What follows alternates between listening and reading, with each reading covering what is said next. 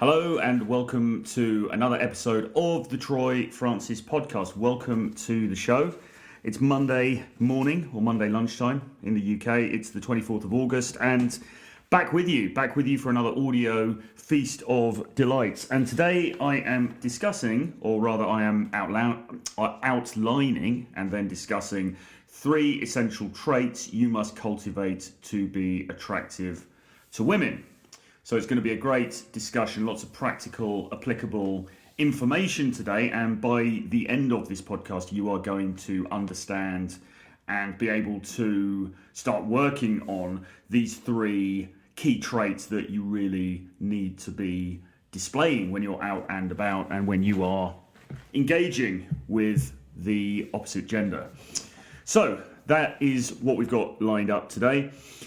Before that, just a couple of parish notices, really. I have just come off a pretty crazy couple of weeks of work because if you've been following my stuff, you will be aware that CAD Academy, which is my course for teaching charisma and dating skills, launched a week or so ago. And then last week we did all of the live webinar sessions. So when students or when guys go onto the course, they get the video course, but they also get these live webinar scenarios. And we did all of those last week and it was a lot of fun. But pretty taxing actually, doing 2 of them a day, lasting for 2 hours, sometimes longer, and having to do my usual day-to-day stuff in between. So it was a pretty mental week last week. I was getting to bed very late, waking up quite early, etc. Poor me. I know you are crying probably at the fate of the poor content creator, but there it is. We had a lot of fun. There were some great sessions. I think the guys, I know the guys got a huge amount of value from it. I certainly got a huge amount of value from it because I'm learning as well, remember, when I'm there, because we obviously have other experts coming in talking about different subjects and things. So yeah, it was a good time, but this week I am decompressing a little bit and looking to the next project, which I'll announce soon. In the meantime, I'm not really flogging much this week, but a couple of things. If you haven't already, do get on my free email list. So I send out an email pretty much Monday to Friday every week. And it's a short article by me about some aspect of dating or the dating marketplace or life in general as a self-actualized man in 2020 and beyond. So it's absolutely free of charge. You can get onto that email list now. Just click the link below. I'm going to put a link in the description below. So please do get on that email list because that's really the best way for me to keep in contact with you. And you get the free articles, you get other freebies, selections from upcoming books, giveaways, offers, etc., etc. So do get on that email list if you haven't already. That really helps me out. And the other thing is just to say that Renegade Dating Domination, which is my collection of, it's 2 volumes of essays and articles from the last 5-6 years of my dating journey, if you like, talking about what it's like out there in the trenches, giving you guys advice, information, practical, actionable tips, etc., etc. That is normally $69, but this week only, I'm doing a 50% off flash sale. So you will get 50% off that $69 price. So it's a really, really good deal. Do take the time to, again, I'm going to stick the link in the description below. So do take the time to click that link because this will only last until Friday. Actually, no, I'll tell you what I'll do. I'll make it last until the end of the weekend. So it will last until Sunday at midnight. You get a 50% discount off that 69. So you're paying $34.50 for Renegade Dating Domination. So it's an amazing deal. Click below now if you want to read all of my thoughts and wisdom from the last few years about dating, game, being attractive, charisma, and all of that good stuff. Right, okay, anyway, let us now crack into the meat and drink of the podcast. So, 3 essential traits you must cultivate to be attractive to women. Okay, so shall I do a spoiler on the 3 traits that you need to cultivate, or shall I just work through them one by one? Maybe I'll just work through them one by one, so then you have to listen. You've got to listen till the end of the podcast, guys. Otherwise, you won't know what all 3 of them are. So, okay. The first one is decisiveness. That is to say, you need to show decisiveness in your interactions with the opposite sex, okay? And this is really, really important. And to be honest, it's something that a lot of us can get wrong even now, because the thing about modern life in general is that it presents us with multiple options at all times, really. I mean, you walk down the street, and if you live in a big metropolitan area or a city or even the suburbs, even a town these days, then you're going to see multiple places where you can go grab a coffee. You're going to see multiple places where you can buy clothes. You're going to see multiple places where you can go and eat, for example, and etc., because we live in a largely, well, in the West, we live in a capitalist society, and competition is a central part of that. And what that means in practice is that there are a lot of different options vying for our attention. And naturally, mineral water, very nice. Naturally, that makes it sometimes difficult for us to make our minds up about certain things. But here is the point. As a guy, as a man, particularly in one's interactions with women, it is incumbent upon us to demonstrate decisiveness. Now, why is that? Well, basically because the man is meant to be decisive. A man is meant to be somebody who looks at the different options available, looks at the potentialities and eventualities and so on, and then makes the best possible decision for him and his notional wife and family. Okay, now notice that I say notional there because, of course, we're talking about dating here on this channel, and, you know, this is not a woman that you have married or perhaps intend to marry, and you certainly don't have a family with her at this stage. But the point is that you need to demonstrate those qualities anyway, because subconsciously she will be deliberating on and assessing your manliness in this regard. Now, I should add here, for any dissenting listeners, that I am putting pretty heavy speech marks around things like the term man and manliness and this is what a man is supposed to be and all the rest of it. I am not arguing that those things are absolutes or indeed that, you know, this is how it should be in an ideal world. I'm just saying that in practice, in the world that we live in, this is what women subconsciously look to men to do. They want the guy to be the one who says, okay, I've considered these different options. This is what is best for us. This is what we are going to do. Now, of course, she might have her own viewpoint that differs, and then you get into a discussion, and that's fine. But nevertheless, the guy should show that initial decisiveness. That is just something that's attractive. Okay? So what does this mean on a micro level? Well, on the level of the date, then the first thing to say is that you absolutely should decide on everything about the date, particularly the first date, right? You should decide where the date is going to take place. You should propose the time for the date and indeed the day for the date. You should say where you guys are going to meet before the date, whether that is going to be at the date venue or at the local train station or subway station or at some local landmark or wherever it's going to be. You should propose all of these things. And in fact, the best way to pitch a date, so that is to say, assuming you've met this girl perhaps on a dating app or maybe through, you met her in a coffee shop or wherever it was, then you then have to pitch the date. That is to say, you then propose the idea, let's go on a date. And you should also pitch the details of the date. So you want to be saying something like, I know this great coffee shop on XYZ Street.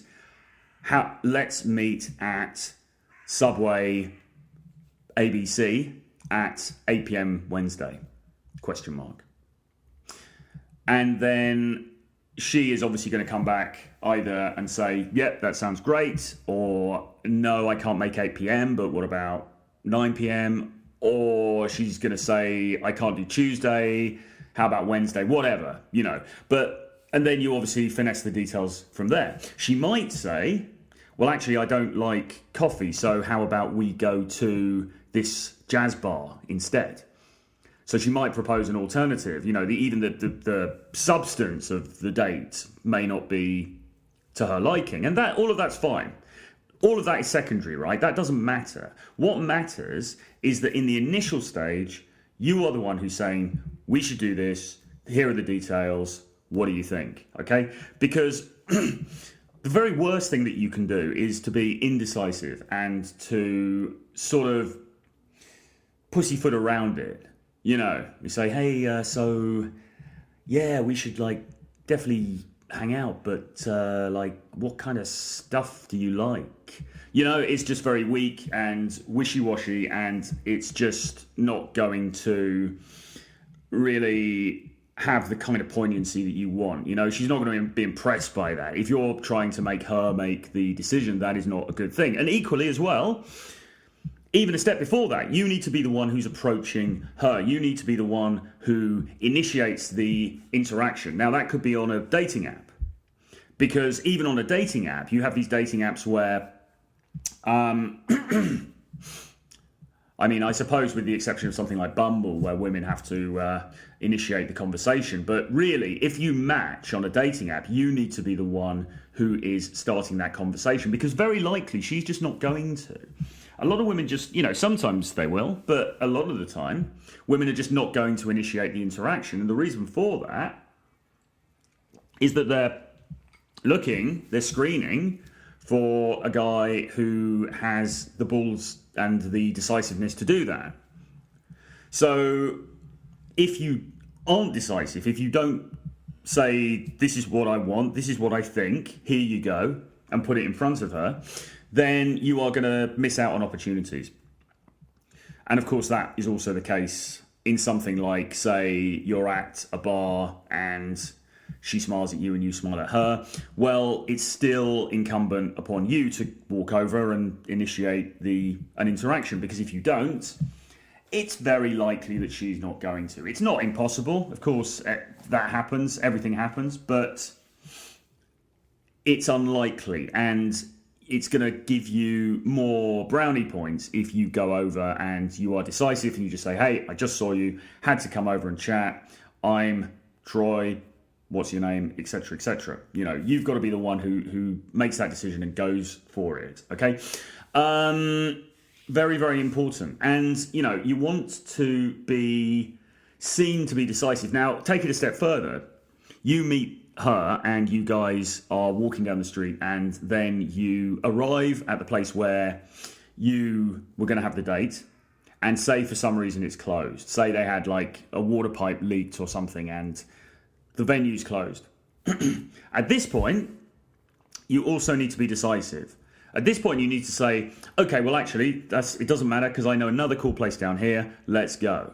And you take her to the other place, okay? You need to be the one who makes the decision, because if in that moment you flounder and you're kind of like, oh, God, well, what should we do now, sort of thing, and then you're looking at her for guidance, then that is going to be deeply unattractive to her on a subconscious level. On the surface, she's going to say, yeah, I get it, fair enough.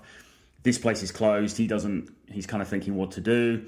Maybe I can make a suggestion. But on a subconscious level, you are not impressing her, because what she's looking for is that guy who is decisive and able to move things forward himself, if you like. And really, this all leads into point number 2. So the second essential trait that you should cultivate to be attractive to women is leadership.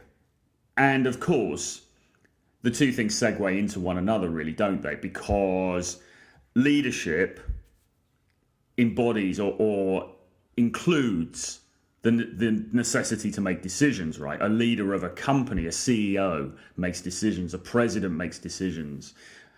The manager of a fried chicken branch makes decisions. And so in order to be a leader, you need to be someone who makes decisions. But you also need to be somebody who has a vision for yourself, and perhaps a vision for the relationship that you intend to have with her, and a vision of the world in general, a reality that you live in, that you can invite her into. So you need to show these signs of leadership. And leadership, I don't mean solely leadership of her in some sort of dictatorial way, because as I said before, with decisiveness, of course, she is going to have her own views on what you do and where you go and what time you're going to meet and, you know, whatever it is. And as the relationship advances, things like, you know, do you live together? How often do you see each other? I mean, she's going to have her views on these things, and that's absolutely fine. And of course, you discuss those with her, which is the right thing to do. But nevertheless, it starts from a baseline that you have a very clear view of how you want things to be, not just in terms of her, but in terms of your whole life, really. And by the way, leadership applies not just to her in this context, but your ability to lead other men in your life, or other men that work for you, or are in your social orbit, or are part of your family, or whatever it is, just other guys who are around you, as well as leading yourself. Okay? And perhaps the last one is the most important point here, because if you are unable to lead yourself in any meaningful way, then again, that is a huge turnoff, because a guy who can't lead himself is a weak guy who really hasn't got his shit together, and therefore disqualifies himself, or begins to disqualify himself from being deemed attractive. Now, that isn't to undermine the fact that there are also guys who are very much not together and probably don't lead themselves in any way. And I'm thinking of the sort of drug-addled rock stars and people of that ilk at the moment, who are nevertheless very attractive to girls. So yes, of course, there are exceptions to the rule, but there again, those people in a wider sense have demonstrated vision and demonstrated creating some kind of a life for themselves. They live in their own reality. So this isn't just solely about sort of material success and, you know, have you got a nice car parked in the drive and have you got your own house and things like this, although they can help with some girls in some scenarios. But fundamentally, having leadership over oneself, over the way that one wants to live one's life, is important, and it does come through. And again, you communicate leadership partly through decisiveness, because if you are somebody who's a leader in their own life, then you are somebody who is very used to and comfortable with making decisions. And ideally, you want to show some of this leadership with her as well. Now, I'm not saying that you're a tyrant, and I'm not saying that you don't listen to her point of view and you don't actually welcome her point of view and everything else. A relationship is, after all, and you know, when I say relationship, I mean any kind of relationship, from a casual friends with benefits relationship right up to marriage or whatever it is. You know, a relationship is a partnership. There are two people in it. But somebody has to carry the can in terms of responsibility, and you need to show that you are willing to step up to the plate, right? Because that is the most attractive role that you can take. Of course, there are relationships where women are the dominant force, if you like, but those aren't really relationships that I discuss here. And in the majority of cases, that template is not going to be attractive to most women. So you need to demonstrate that leadership. And then the next thing, the third thing, is ambition, okay? Showing ambition as a guy is incredibly attractive, and you need to demonstrate ambition. And here's the thing, ambition can actually, if not outweigh success, it can almost supplement success, right? Because the woman is looking at you as a prospect, and yes, she will of course be attracted to quote unquote the winners. That is to say, the guy who's got the 6 Lambos outside and the big house and the Malibu pool place and all the rest of it. But there are a fair proportion of women, in fact maybe a majority of women, who will also consider the guy who perhaps doesn't have those material things as yet, but who shows strong ambition and leadership ability and decisiveness in his life. So if you've got the goods, even if you haven't reached the end game yet, that's still impressive. That is still attractive. Okay, so ambition, again, is a really key thing. Now, what does ambition mean? Let's unpack that a little bit. It doesn't necessarily mean, well, it's my ambition to be a billionaire by the time I'm 40. It doesn't necessarily mean, well, it almost certainly doesn't mean my ambition is to become deputy regional manager before I'm 35. Ambition really means, and I touched on this earlier in the show, having a more overarching vision for the kind of life that you want to lead, having a more overarching map that you are following in terms of your time on this planet, right? And you need to demonstrate, or let's put it another way, you will profit from demonstrating to her that you are very ambitious. But of course, and here's the key thing, you shouldn't really be ambitious for her at all. You should be ambitious for yourself, because you want your life to look a certain way. You want to have certain things. Now, again, let us not fall into cliche here. Let us not fall prostrate at the feet of the get rich quickly or get rich slowly, but get rich guys on social media who preach that it's all about a certain kind of lifestyle, that it's all about having these cars and going to these kinds of parties and nightclubs and having these kinds of relationships and wearing these kinds of clothes.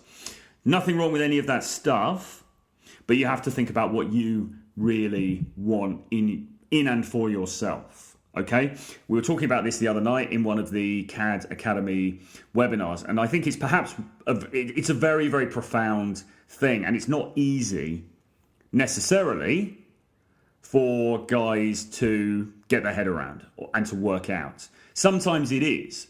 There are people who are very fortunate and they are able to know immediately from when they are kids or from when they're adolescents what it is they want from their life, what it is they want to experience, how they want to live their lives, what is their passion.